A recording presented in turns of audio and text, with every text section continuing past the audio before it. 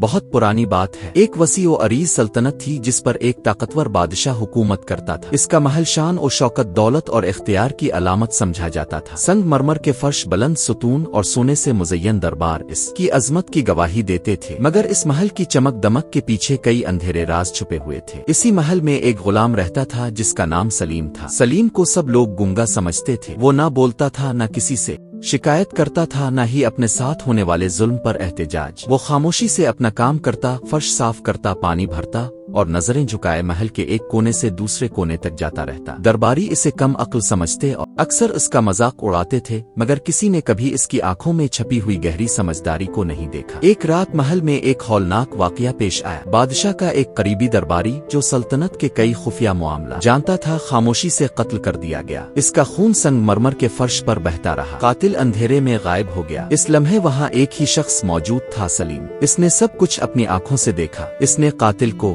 پہچانا، خنجر کو دیکھا اور خون کو بہتے دیکھا، مگر وہ خاموش رہا۔ اگلی صبح دربار لگا۔ وزیروں اور درباریوں میں ہلچل مچ گئی۔ بادشاہ کے سامنے جھوٹے گواہ پیش کیے گئے۔ ایک بے گناہ شخص پر قتل کا الزام لگا دیا گیا۔ ہر گواہ ایک ہی کہانی دہرا رہا تھا۔ بادشاہ سچ اور جھوٹ کے درمیان الجھتا جا رہا تھا، مگر دربار میں کسی کی ہمت نہیں تھی کہ طاقتور وزیر کے خلاف زبان کھولے۔ سلیم ایک کونے میں خاموش کھڑا یہ سب دیکھ رہا تھا۔ اس کی آنکھوں میں بے چینی تھی، مگر اس کے ہونٹ بند تھے۔ اس نے فیصلہ کیا کہ وہ سچ بولے گا، مگر اپنی زبان سے نہیں۔ اگلے دنوں میں سلیم نے عجیب رویہ اختیار کر لیا۔ وہ قتل کی جگہ کو بار بار صاف کرتا، مگر ایک خاص جگہ کو جان بوجھ کر چھوڑ دیتا جہاں خون کے ہلکے نشانات باقی رہ جاتے۔ جب وہ پانی بہاتا تو خون کے دھبے آہستہ آہستہ ایک خاص راستے کی طرف بہنے لگتے۔ یہ راستہ محل کے ایک وزیر کے کمرے کی طرف جاتا تھا۔ درباری یہ سب دیکھ کر حیران ہونے لگے۔ خون کے نشانات بار بار اسی طرف کیوں جا رہے تھے؟ سلیم بار بار وہی راستہ کیوں اختیار کرتا تھا؟ سوالات جنم لینے لگے۔ آخرکار یہ بات بادشاہ تک پہنچ گئی۔ بادشاہ نے حکم دیا کہ پورے محل کی باریک بینی سے تفتیش کی جائے۔ جب نشانوں کو غور سے دیکھا گیا تو ایک خوفناک حقیقت سامنے آنے لگی۔ خون کے دھبے براہ راست اسی وزیر کے کمرے تک جا رہے تھے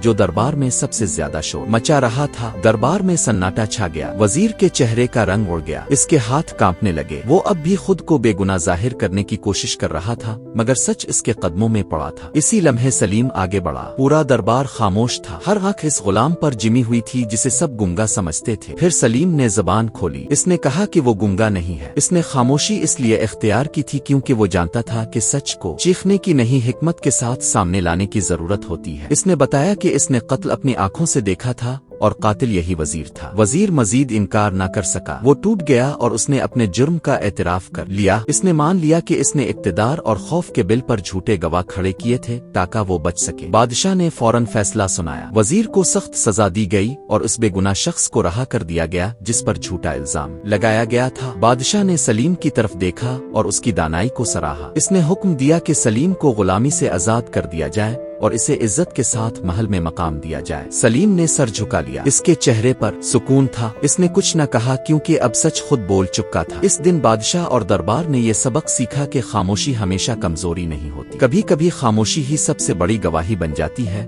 اور سچ اپنے وقت پر خود راستہ بنا لیتا ہے۔